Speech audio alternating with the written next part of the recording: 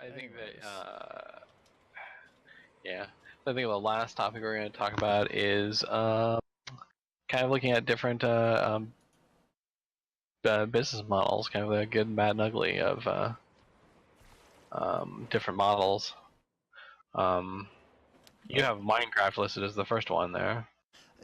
Yeah, when I was writing things up in like 4 hours ago when I was going to sleep, um, like I was trying to think of games that circumvented microtransactions and are still very successful. And one of the things that I thought about was Minecraft because because I was thinking about buy to play games. And like even single player games have fucking loot boxes in them now. Right. Looking at Shadow of War, um, that was the primary one that came to mind was Shadow of War. Right. Most of the Ubisoft games have them, Right. so on and so forth. And I was just thinking about like, what's a buy to play game that doesn't have any kind of microtransaction and is still semi-relevant today? And I was just like, Minecraft.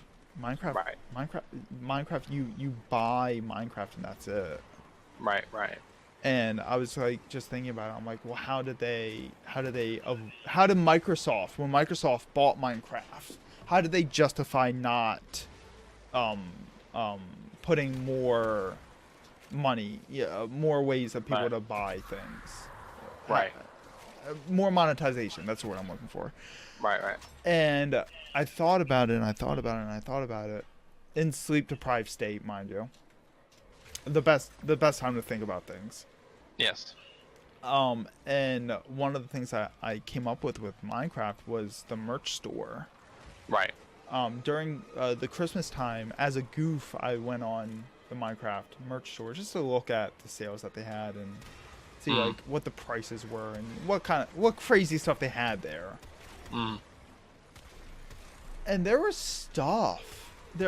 All sorts of stuff. Plushies, there's toys, there's, clothes, there's Lego sets and Mega Block sets, there's Right. everything. There's a ton of things, yes. And most of the things on the store at the time I was looking at it were sold out. Right. Well, and I mean, this was like the week before Christmas, so that's not unexpected, but... Right. Like, I saw that, and I'm just like, how much money are they making off of the merch store? Like, I'm sure a ton of money. I mean, yeah, because they're, like you said, Minecraft is buy to play, but Microsoft saw enough value in it, even though everybody's and their sisters already basically bought Minecraft. Exactly. Microsoft still saw $1 billion worth of value in there to pay Notch to Mojang specifically to basically get to basically acquire it. So I mean, like, I'm sure they probably make a whole ton of money off of merchandise. The problem is though is that you kind of need it's a chicken and egg thing. Like like if your game's first starting out, it's tough to do merch for that. Right. It's tough. Like, usually merch stores aren't that big for games, to be honest. Like, even like the Square Enix, like the Final Fantasy 14 merch store is just a few items, to be honest. Because I was looking for like some clothing apparel. Right. And they're like, I have to find licensed apparel from third parties for them. They don't actually sell any directly. Right. I mean, it's like I said, the problem is a bit of a chicken and egg thing. Right. When you start talking about merchandising, like there's a lot of issues with merchandising. Like we kind of did a little bit of merchandising for Meridian 59 at the start. Two things we did is like one, we basically sold CDs, which kind of like was it was actually something kind of helped us stay in business for a little while because we were kind of running on literal fumes after plunking down a whole lot of money for the game at the start. But we sold we kind of pre-sold CDs and gave people kind of like something maybe you would call a legacy account now. Mm-hmm. Normally, a Meridian 59 account comes from it has two slots, two character slots. We gave basically a third character slot to everybody who basically bought a CD before we launched. Gotcha. And basically, they got to keep that on their account. And so, but the other thing that we did was we also kind of create these like little mini CDs that we used to, kind of for promos. And these, again, this is kind of back when physical media was a little more dominant. But yeah, I mean, like, but we were able to kind of do that, sell merchandising. But the problem is, though, is like, especially for a very small company like ours, like that was a giant pain in the ass. Like, I didn't have to deal with it, thankfully, but my business partner did. And like, just like, all the detail, because and this is really like before, like you had like shipping fulfillment companies like you do for Kickstarter and whatnot. Right. Like, he basically had to get a UPS account. He had to get a label printer. He printed out stuff. He was stuffing envelopes. He was affixing, stickers to the packages, send them off. It was a lot of work. Obviously, Microsoft, being a larger company, this is not, they can hire people to deal with that. They can outsource. But yeah, another good example of that is like like Fortnite too. Like Fortnite just has a ton of merchandise, but like like it's hard to kind of come up with an example of of phenomenons in gaming as large as Minecraft and as large as Fortnite. Right. That only works kind of with some very select type of games. And games having like the right kind of audience. Right. Because like those merch stores, a lot of that merch is for kids. Right. Very obviously. Right. And so like even if you have like a super large game, but your audience is older. Right. Then they might. Right. Then that merch store might not work as well. Right, exactly. So I mean, so that's an option, but I think it's a very kind of option that it worked in this case, but it's kind of hard to say this will work in more general case. Right. So the only other monetization that Minecraft has in it are the Realm servers that you can rent from Microsoft. Right. And again, this is kind of like something where you're looking at specialized that this works specifically for this is something that works very specifically for Minecraft because of the type of game it is. Mm-hmm. Because it is a server-based game, because it is something where the multiplayer kind of like and there's a certain kind of technical overhead to supporting a server, even as an individual. Mm-hmm. You can look at the times that we've tried to stream Minecraft on here Mm-hmm. have to go poke cell in order to get the server rebooted or set up or whatever. Yeah, at times we actually had a program called Yams Admin that allowed remote access administration, so that when I needed the server to be running, I could pull it up remotely myself. Right. As long as her laptop was turned on, I could just remote activate it. But right. We don't use that program anymore because of just the server stuff that we use now doesn't use that console.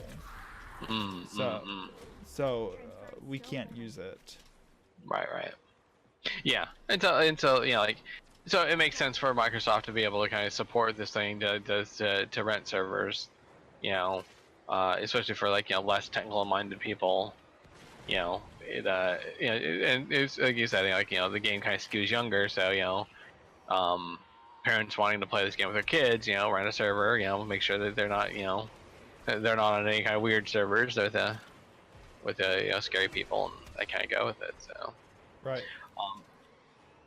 But yeah, but looking at kind of more kind of traditional MMOs, like what we're looking for, a couple games that I've kind of like looked at a lot have been Dungeons and Dragons Online. Mm-hmm. One of the things I really like about it is like like I was saying before, kind of the thing that you didn't like about DCUO was I like that you can buy stuff and then you can own it and not have to pay a subscription for it. Right. I think the other thing that really helps DDO in particular is it started off life as a subscription game. Mm-hmm. So you can look at the business model and say, okay, this is a subscription game with a cash shop added in. Right. All the painful things that they let you buy to bypass don't feel like, oh, they put that in there just to sap money out of you. Right. It's like, no, they put it in here because that's kind of the expectation of how a subscription game works. So you're gonna have to invest a lot of time in something, but you can just pay some money and you can pay some money and basically invest money into it and avoid having to invest some time into it.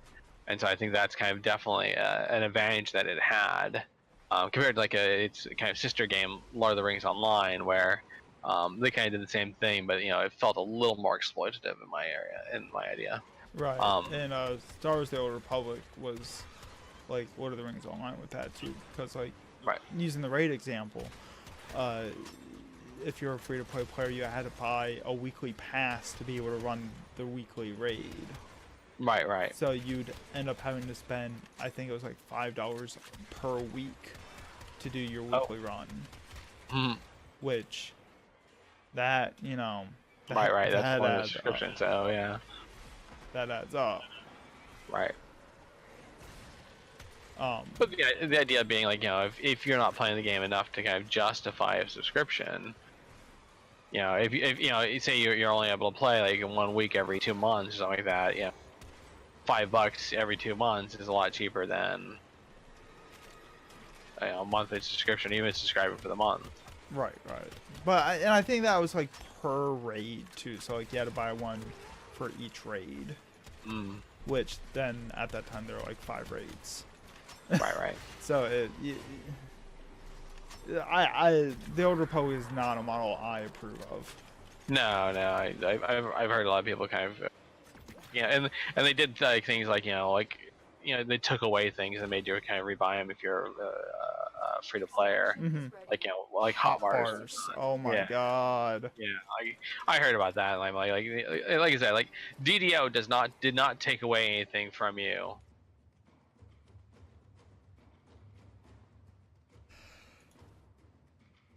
Oh, no, mag. We just had a mag. Did we? Yeah. I don't show myself as having one. Oh well, I got a second one. I guess. That's because you didn't pick it up. Because you're like, oh yeah, I think I already have that. Because if you have it crafted, it doesn't show up as owned. Right. Oh no, I'm thinking of Volt. That's right. Damn it. I told you I got those mixed up. I literally said that, so I missed the Nikana.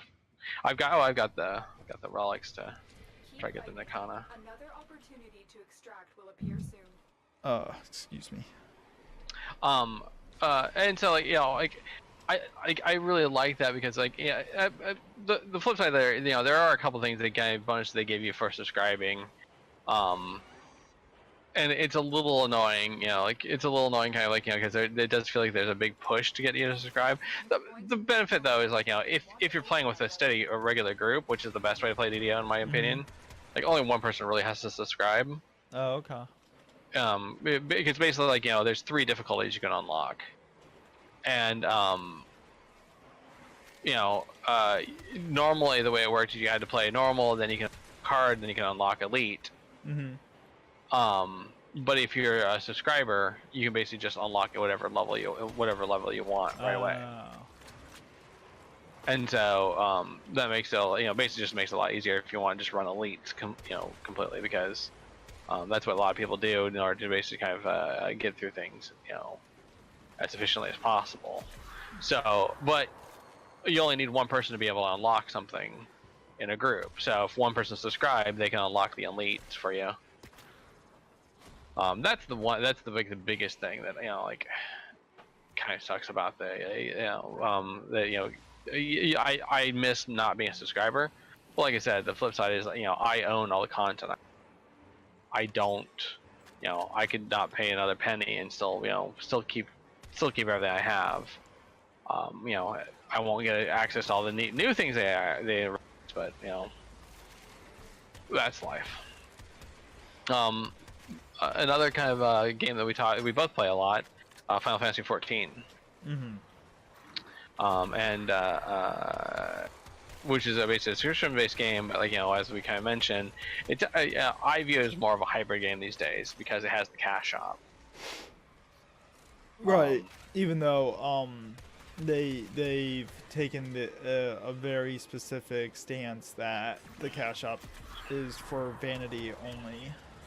Well, but it's not. Well, they call them optional items. Like Right. I think that's a little master stroke in marketing. But it's not just vanity items. You can buy the story skips and the jump potions. True.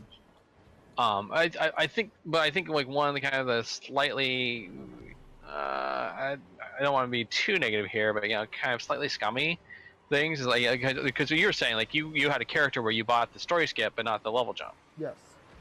And that was like super painful because usually on your first class, like you use the story gives you the bulk of your experience to get your character up. Mm-hmm. So you had to work up your character's levels without the benefit of the experience, the generous experience given by the story. Right. And when you're leveling your first class, you don't have armory bonus, which is a Right. It's a experience bonus given to all subsequential classes to make it a little easier to level without having the main story quest line. Right. And so like I had to use the normal class grind methods Right. without that experience bonus, which that doubles your experience Right. gain basically. Right. Yeah. It's a pretty big gain. I think it scales based on the expansion. I think like an ARR, it's the original. It's 100% in the ARR, yeah. 50% in Heavensward, and then I think like 20% in Stormblood Right. or something like Kind of that. the idea is like you've already grown content, and as the content gets kind of old. But yeah, like I feel like the story skip and the jump potions are too much. And so I've never really I've worked up a couple ults, but I've never bought those for the characters. No, to be honest, they're unnecessary. I mean, yeah, you can. I mean, basically, what it's for the people with very low patience. Right. I mean, yeah, because you can kind of just skip through. Yeah, you can basically kind of just grind through MSQ pretty quickly. Sit there and chat with friends or whatever, or listen to something, watch videos in the background, whatever whatever entertainment you want. I'm obviously a masochist because I'm over here playing Final Fantasy 11 again. Right. Speaking of people who like grinding, but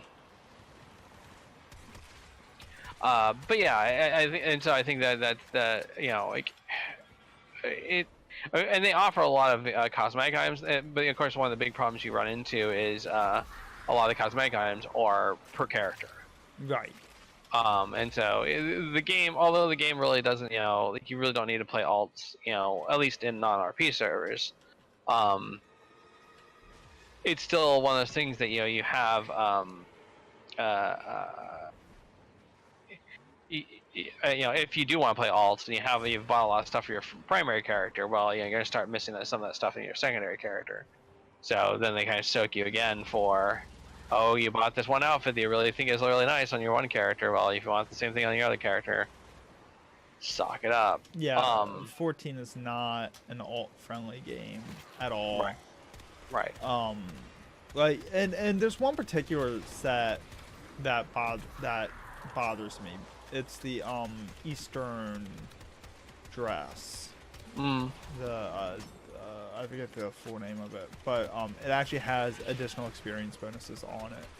Oh, yeah, right. Yeah, I noticed like a lot of the some of the sets have like if you're below a certain level. I mean, kind of with the assumption being that, like someone would buy this, and like, yeah, like you'd want to buy this to kind of boost, give your character a little bit of boost at super low levels or whatnot. Mm-hmm.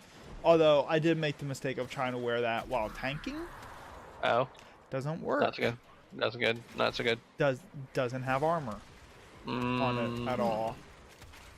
So oops. Right. Don't try to tank wearing that armor. Do not tank using the glamour items, kids. Do not use appearance items. Right.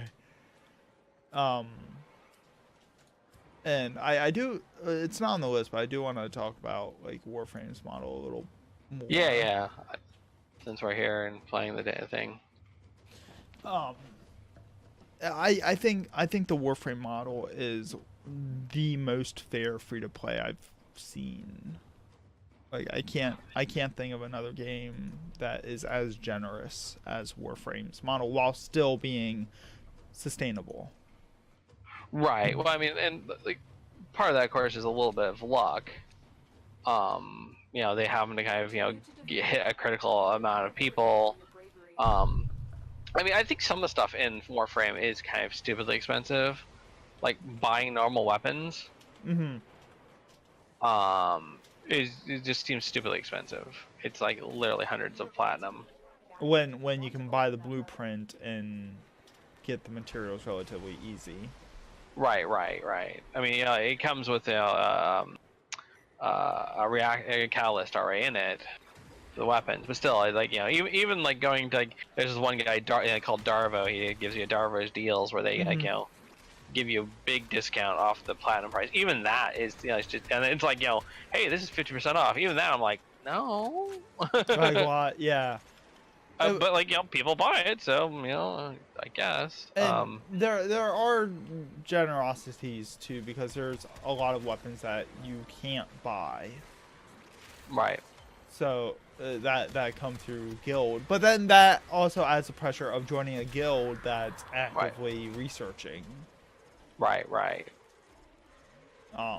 So that I mean that could be another topic. Right. Someday, talk about that. Those kind of social. Yeah, well, that's like actually kind of an old topic for MMOs. This idea of what people called forced grouping. But yeah, and I think in general, like a lot of what I've spent platinum on has been trades to people, and then slots for stuff. Yeah, that like the inventory slots is really the only thing that mandates you to get platinum. Right, but I think it's like eminently reasonable. I think for weapon slots is like 2 slots for 12 platinum. Right. Which is essentially is dirt cheap. So, and then. Yeah, I mean, it just feels, it feels like, if you're not, I mean, it's one of those models, obviously, where, you can spend frivolously. Like, if you just want to buy a weapon and you want to have, the cool weapon that looks cool, that fits your idiom or whatever, sure, go spend your 150 platinum. I'll buy, 13 weapon, 26 weapon slots for that much, Right. Yeah, I went on a spending spree at one point for inventory slots, for weapon slots, and right. I'm full up again. Like I need to buy more. Right. When I think I bought like 20 slots at one point. But of course, I think the flip side is like there's some things that don't work very well. I think the one of the things that doesn't work well for Warframe is the palettes, the color palettes. Oh yeah. I mean, and let's be fair here. I spent a lot of money on the color palettes because I'm a cat in real life. I like to have options. If you close the door behind me, I'm gonna look and scratch at it. Right. Even though I've used about like 13 different colors for my characters, I like the option of having 100 different characters. And I spent a lot of money on unlocking the palettes. Even before I kind of realized it, because they're like 75 platinum each. So I was like, oh, this is nothing. But I think there's like a dozen pallets or something like that. Right. And so I'm starting there. It adds up. I had like 900 platinum or something like that after buying like a package deal. And then all of a sudden I was down to 300 platinum. I still had like 6 pallets to go. I'm like, oh, I don't even have enough platinum. It was a little bit of stupidity on my part, but but the problem is though is that the palettes have like a lot of colors. It feels like they have some colors that overlap. Oh, they definitely do. Yeah, and then the problem is that you can run into is like then the color selection is limited by palette. where instead of being like on a color picker or or whatever, organized by hue or whatever, you have your Orkin palette, which is like just a mismatch of different colors, in theory, inspired by the Orkin items or whatnot. And then you have the Tenno ones, which is basically all of the default Warframe colors. Right. And then they have the holiday ones, basically, are kind of like you've got the St. Patrick's Day one, which is all greens, the Valentine's Day, which is reds. Halloween is Halloween oranges. Yeah, oranges and I think some purples and whatnot. Yeah, I mean, but so. But the holiday ones are generally kind of like a little bit of gimme. Like they basically sell them for 1 platinum each. 1 credit. 1 credit. Yeah, those are sold for credits, not plat. I thought there's something that you can buy that was sold for like a plat. I don't know. I mean, the idea like selling for 1 plat is kind of ingenious because it's cheap, but you have to buy. You have to buy some platinum at least. Then you can't just buy 1 platinum for whatever. You have to at least throw down. I think the minimum. Yeah. The minimum, or you trade for it. Or trade for it, yeah. Which. But I mean, you're still interacting with the economy. Right. Exactly. So. Yeah, and so, but like in general, I think it's a pretty generous model. But I think part of it is Warframe was an unexpected success. They got super lucky.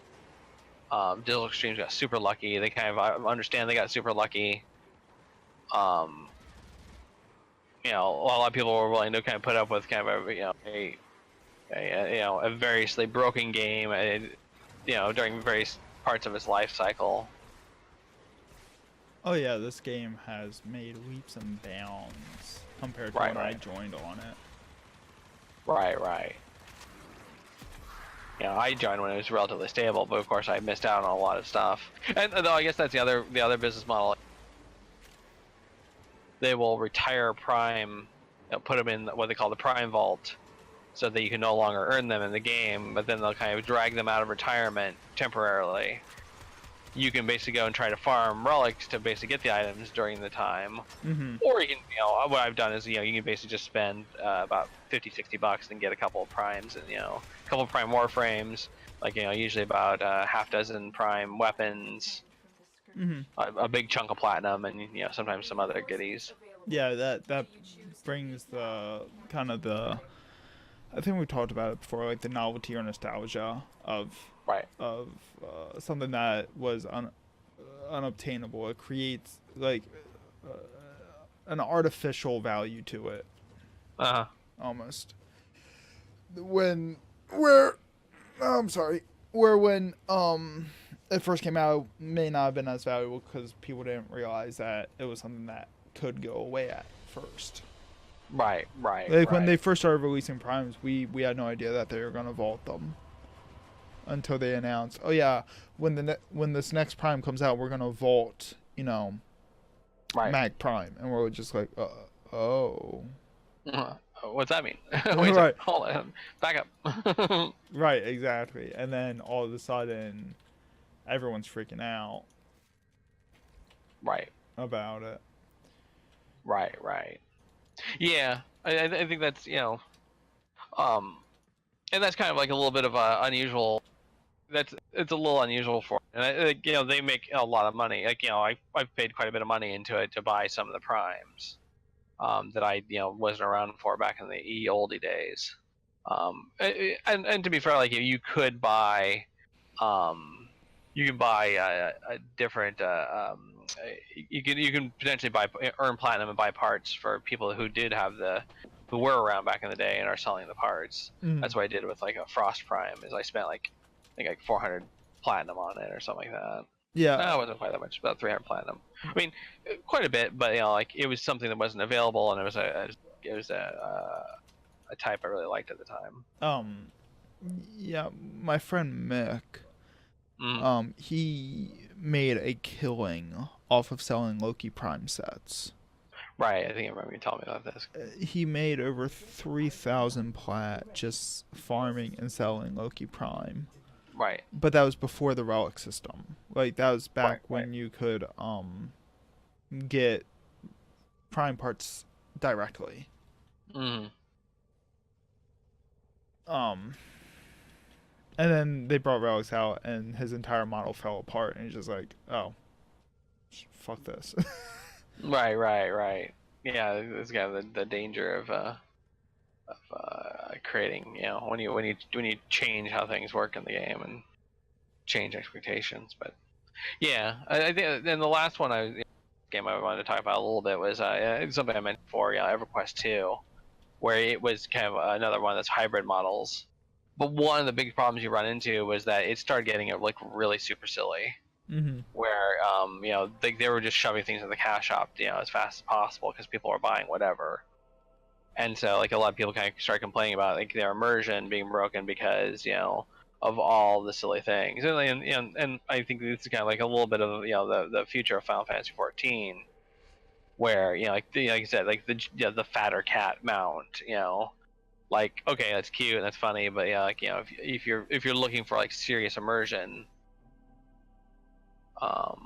If you're looking for serious immersion in the game, Like, I think the whale was like the first one where everyone's just like, okay, this is getting a little too much. right? Because that whale mount is freaking huge. It is. I've seen it, and it looks a little silly, and it doesn't fit very well with like the rest of the idiom. Yeah, there we go. I was just waiting for that guy to leave. Right. Yeah. Yeah. And so like I can definitely kind of see that it's the future of Final Fantasy 14.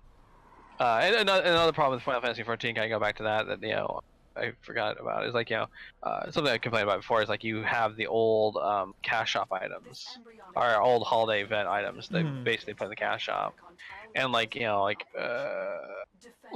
there's been some years when they put like really great things out in the they put like really great things that out for the holiday events, but then they go in the cash shop the next year. And the problem, one of the problems you run into is like sometimes like the items they sell are just like super lame. Like the stuff for the event so far this year have been just like very disappointing. Yeah, they're all like housing items. They're not even good housing items. Right. I mean, like very the Valentine's Day one was like a little stuffed mammoth, which is like okay. I didn't even do Valentine's. I'm not even sure if I'm gonna do a little ladies' day because I just don't care. Yeah, well, I mean, it's like a flower wreath, isn't it? Yeah, it's like a headpiece. I mean, that could be. Yeah, you play some female characters, and whatnot. I think it'd be cute on the female characters, though. I guess, but. But I mean, like imagine my kind of big black rugged in, Right, running around with that. Just. It doesn't fit his idiom quite so much. It's just a little ridiculous.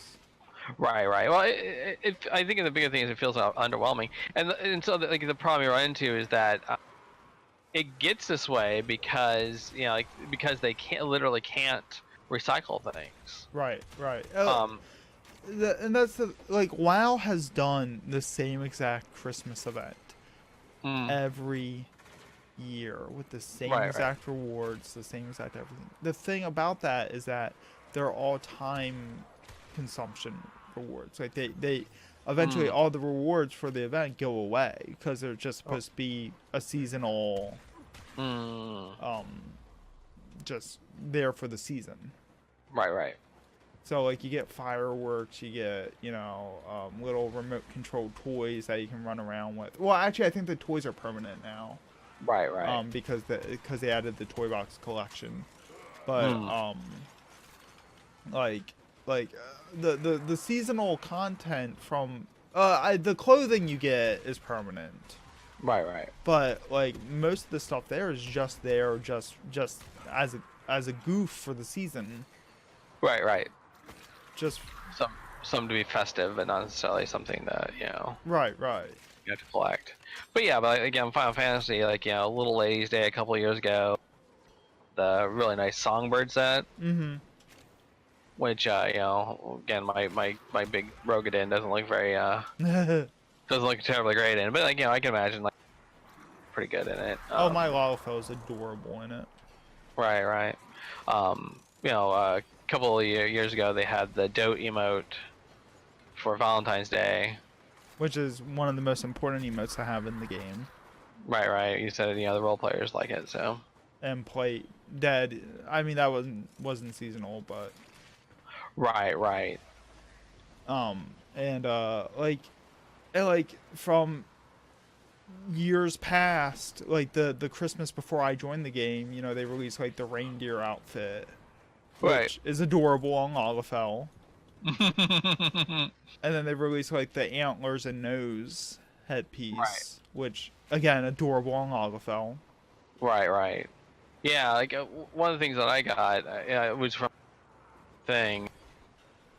Got the Bohemian gloves. I forget where I got those. I think there was more of the set, but I don't remember what event got me that. So it's probably one of those things where like because it was very new. Like the other thing that kind of upset me was I think they had a minion from before I started playing. Right. The Little Ladies Day, they had the this little minion, and like just for fun, like I wanted to collect minions, but like it always felt a little kind of like disappointing that I'd never be able to get that one unless I spent money. Right. But eventually, like a friend of mine spent money on me because like I was helping them out with a whole bunch of stuff in the Trinity Prime. Holy shit. I I haven't seen a Trinity Prime set piece since forever. Like you used to have to farm Orican Derelict Defense to get Trinity Prime. Right. And then each piece would be on a different wave rank. Mm-hmm.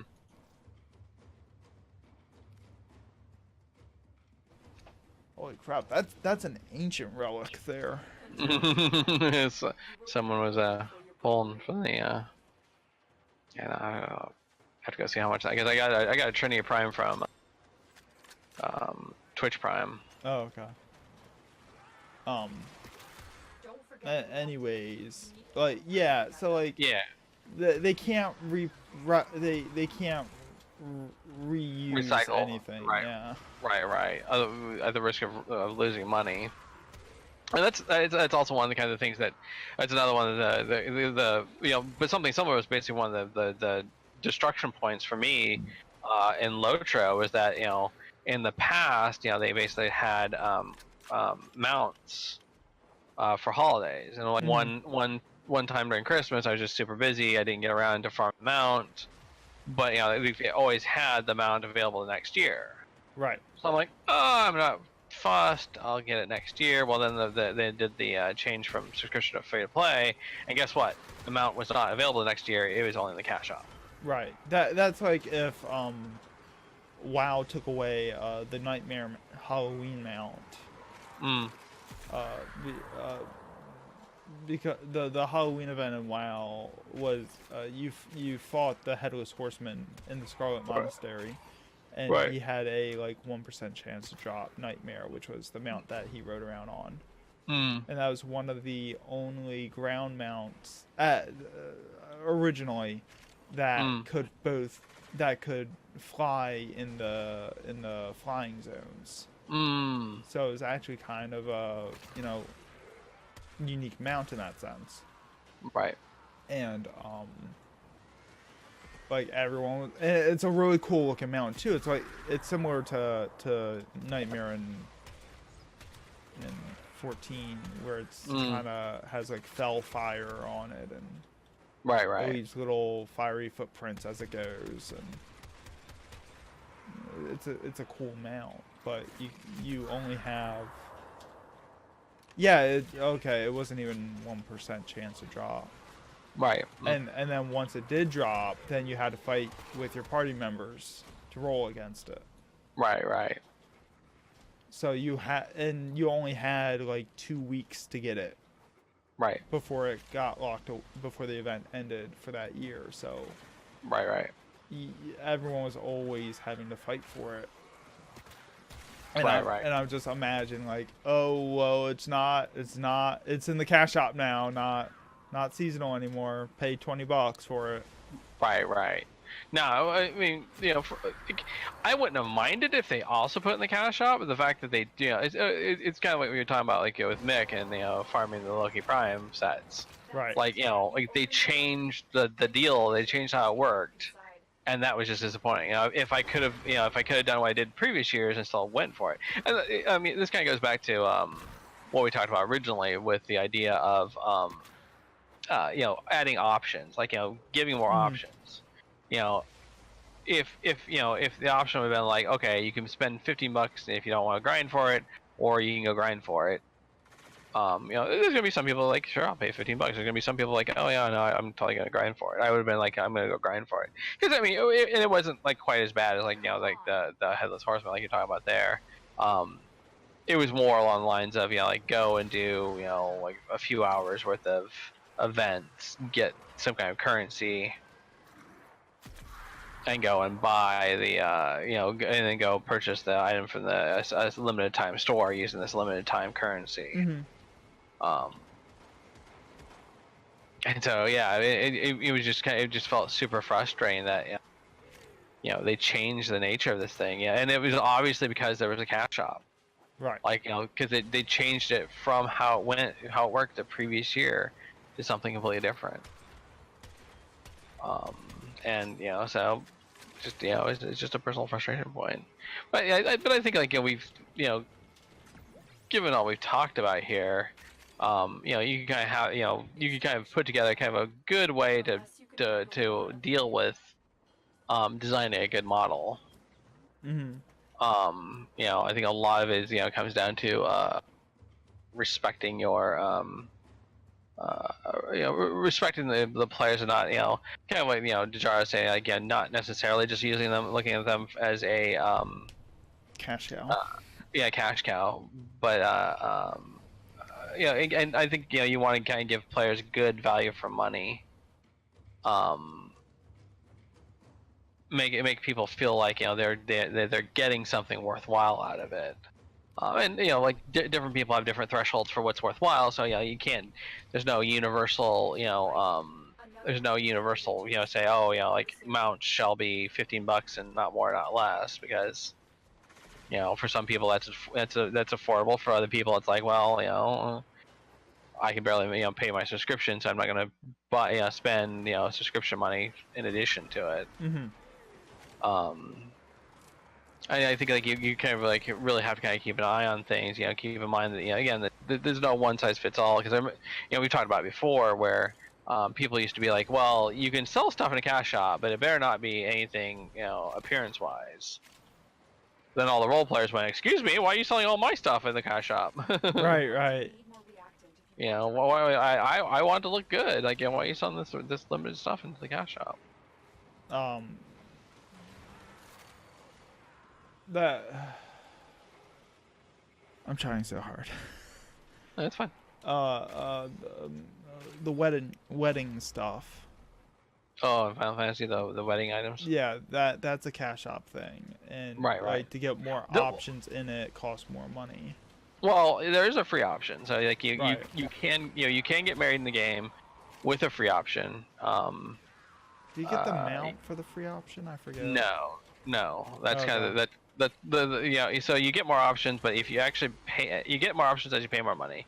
But if you actually pay for anything, the people getting married get a 2-person mount, which are not very common. And I think like the cheapest wedding is $10 per person.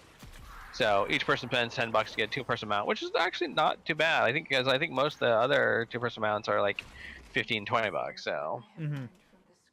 So if you just want a 2-person mount. I think they're 30 for an account wide. Right. 25 for personal for one use. Oh, it's okay. Yeah, so a 2-person mount, for $10, for just that one character, pretty affordable. If you just want the functionality, you don't really care about, how it looks or whatnot. And you get a teleport ring too. You get that at any level. Right. I'm just pointing that out. That's one of the things you get. Right. But the other thing is, if you pay for it, that anybody who attends the wedding then gets a minion. Actually, 2 minions now. Mm-hmm. So if you're a minion collector, then you kind of want to go and attend a paid wedding in order to get the 2 minions. Not that it's usually too hard. Like I've seen people kind of go to the main city, paying for it. Anybody want to come attend? Right. So. But that's very much a I mean, I don't hate the marriage cash shop thing. Well, I think because it's an option, because because you can still get married, you can still kind of do stuff without having to pay for it. Right. Paying for it just kind of gets you some extra stuff that makes it worth paying for. At least the middle one, the middle tier. And the mount stays even if you unmarry the person. Right. Because you can drop the ring and be unmarried to them. Right. But you still keep the mount. Right. So that's an important thing to note too, that it is a permanent reward. Right. Yeah, it adds to your your mount stable, and which makes get married multiple times and paying for it kind of a little bit less useful, but hey. I guess they really wanted to put the thumb screws on people and maximize profit. Mm-hmm. That's what they can do. You lose your mount. Sorry, the divorce lawyer takes the mount and as a fee. And sends it to the glue factory. Oh, poor Chocobo. Poor Chocobo. That's so sad. Alexa played Despacito. Orchestra, play Despacito. But again, since it's an option, since there's a free option, so you can do it, and then and there's other options that are basically make it worthwhile. Then sure, that doesn't feel scummy. But there was older games, like even text-based games, where they you could spend a lot of money on a wedding, like thousands of bucks. Yeah, 11 had a really expensive wedding system. Oh yeah. Yeah, because you actually had a GM oversee the wedding, and they would act as the officiator. And that was insane trying to schedule for a wedding because you had to schedule a GM. Right. And that was not an easy task. Huh. Because I think they had all of 1 or 2 GMs that oversaw all the weddings. Right. So you had to. There's a waiting list for months and months and months. Mm. And it cost 100,000 gil or something like that in game. Wow. That's just in-game fees. Right. But it was all in-game currency. There's no cash op for that. Right. That predated the concept of cash ops, I think. Right. To be honest. Possibly. Yeah, that's 2005 or so. Trying to remember. Yeah. I'm trying to think when. Oh, I mean, no, it doesn't really. They weren't as widespread, but there was the concept of cash shops back then. For profit, some of it appeared in MUDs, text MUDs. Oh, okay. Before MMO, so yeah, so there was the kind of the option to do that, and like I said, also there's some I think it was Gemstone by Simulatronics that was where you could basically spend a lot of real life money on a wedding, because it was kind of the same thing. Like a GM would officiate that they'd create custom items for people in the game. Mm-hmm. If you went for for all the bells and whistles, it was very customized, and of course it became a big event. People could come and see all the wonderful things you had put up. you know, kind of, flaunting your wealth, I guess. Conspicuous consumption. Yeah, and so it's yeah, but kind of go back to what I was saying before. Though, is like like different amounts, appeal to different people. Like for me, like $10 to get married in Final Fantasy, I did that on my character just to get the 2-person mount. Makes sense. I'm not gonna spend $1,000 getting married to someone, but like if someone if someone met their significant other in the game and they want to make it really special and they have the resources to do it, well, hey, why not? Why not splurge and get a really memorable experience that based on something that you guys kind of have a shared experience together. Right.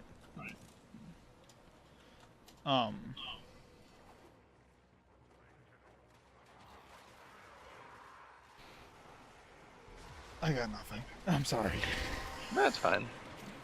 I'm watching the stream. Has anyone been saying anything interesting? Finish your mission and we'll take a look inside. Just Jara fact checking me and correcting me. The usual. Thank you to Jara. Yes, thank you, Jara. You are greatly appreciated. I mean that. I'm no sarcasm whatsoever.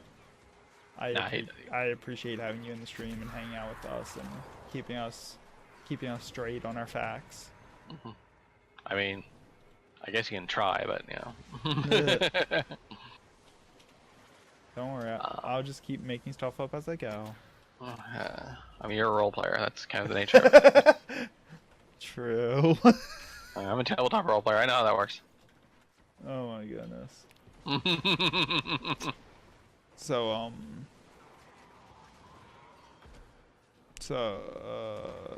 we've kind of seen the extremes from you. Your kind of your favorite free-to-play model is Warframe. Your least favorite was Perfect World, or was Taken World. Mm-hmm. Yeah, my favorite model. I think like I said again, is probably still DDO, because I like the alternatives and whatnot. I don't know if I've ever played a game that I like really didn't like. I mean, I guess Lord of the Rings Online, kind of like from the same company. Like that was the transition was enough to make me stop playing the game. Right. But I think I'm like not really thrilled with like 14's cash shop, and because it is mostly optional items, I don't think it's malicious. Again, like I think it's like my threshold for value is probably a lot of other people, so I don't see the point in spending $25 for a account-wide mount, but someone bought me one, so great. I mean, like that. If I were to get one of those mounts, that would be like a Christmas gift to myself. Right. Or a birthday gift to myself. Like that would be a very, very special occasion item. Right. Like and like I have a lot of RP alts, and I do get them. I have bought a couple of the expensive outfits, like the $18 outfits or whatever. Right. But those are very special occasion items. Right. It's not something you kind of just throw at it randomly and casually. And yeah, I sit there and I hem and haw over it for a few months. Right. Save up your pennies, nickels, and dimes, and like figure out like, cause like I'm a frugal person. Like, right. I'm constantly in a war with myself when I want something, and right. I'm like, well, do I really want it, or is this just an impulse? Is it right? Like I'm constantly going through this with myself. So once I actually commit to doing it, I've thought it through and figured out, is it just an emotional thing, or do I have a reason that, of course it's an emotional thing because it's a virtual item that I'm spending money on, but let's extract. Sure. Yeah, and so like you very rarely have that game that like once you've decided to kind of pull the trigger, you've already kind of made that commitment, and right. But cool. So. Oh, Biggie Mikey Ocho. Yes. He's been lurking for a bit, huh? I guess so. I didn't Yeah, know we had a bunch of viewers join, but I didn't want to scare them away by calling them out. Well, big Ocho is he actually used to play DDO with us way back in the day, and he's another blogger. So Oh, neat. Oh yeah, you mentioned him before. yeah.